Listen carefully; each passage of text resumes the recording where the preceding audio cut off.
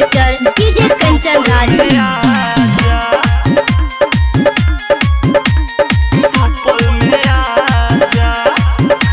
तू दिल्ली के रानी हम पटना के राजा, मिले के मन बात सुपौल में आजा।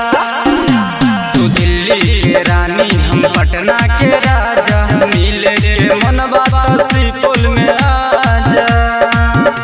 आगे तोरा खियाइबो हम पिपरा के खाजा, आगे तोरा खियाइबो हम पिपरा के खाजा। एक बेर खइबे त आइतो खूबे मजा। तू दिल्ली के रानी हम पटना के राजा, मिले के मन बात सुपौल में आजा। दिल्ली के रानी हम music director DJ Kanchan Raj, Hajipur Vaishali. के राजा, मिले के मन बात सुपौल में आजा। हमारा जिला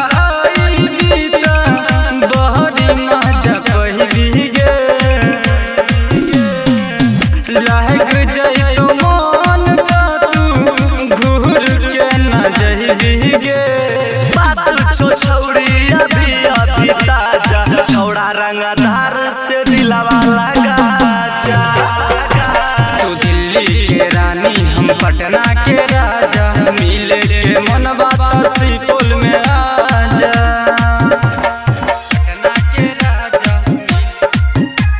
music director DJ Kanchan Raj, Hajipur Vaishali. Supaul में आजा।